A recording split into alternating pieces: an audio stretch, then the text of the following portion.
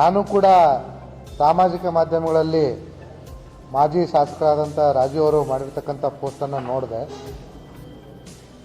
ಅವರು ಜನರನ್ನ ಮೇಲ್ನೋಟಕ್ಕೆ ಪೊಲೀಸ್ ಸ್ಟೇಷನ್ಗೆ ಮುತ್ತಿಗೆ ಹಾಕಲಿಕ್ಕೆ ಪ್ರೇರೇಪಣೆ ನೀಡ್ತಾ ಇರೋದು ಕಾನೂನು ಬಾಹಿರ ಆಗುತ್ತೆ.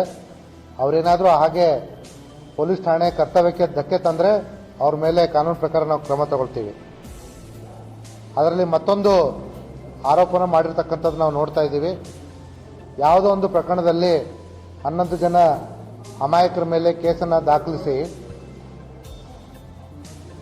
ಅವರಿಗೆ ದಬ್ಬಾಳಿಕೆ ಮಾಡ್ತಾ ಇದ್ದಾರೆ ಅನ್ನೋಂಥದ್ದು.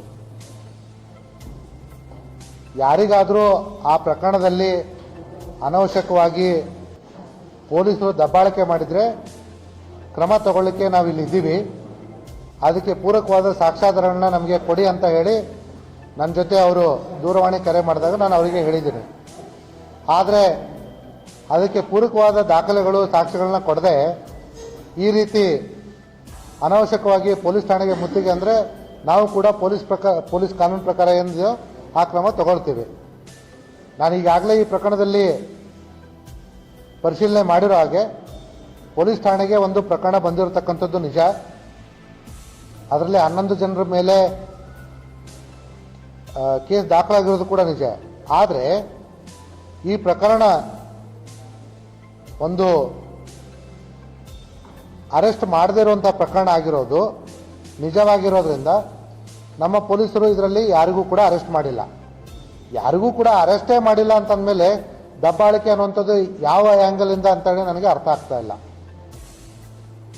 ಎರಡನೇದು, ಆರೋಪಿಗಳ ಮನೆಗೆ ಪೊಲೀಸರು ಹೋಗಿದ್ರು ಅನ್ನೋಂಥದ್ದು.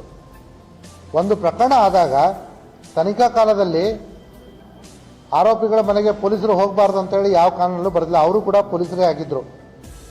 ಸೊ ಅವ್ರು ಏನಾದರೂ ನಮಗೆ ಕಾನೂನು ತೋರಿಸಿದ್ರೆ ಹೋಗಬಾರ್ದು ಅಂತ ಇದ್ದರೆ ನಾವು ನಮ್ಮ ಪೊಲೀಸರ ಮೇಲೆ ಕ್ರಮ ತಗೊಳ್ತೀವಿ. ಈ ರೀತಿ ಅನವಶ್ಯಕವಾಗಿ ಪೊಲೀಸ್ ಠಾಣೆಗೆ ಮುತ್ತಿಗೆ ಅಂತೇಳಿ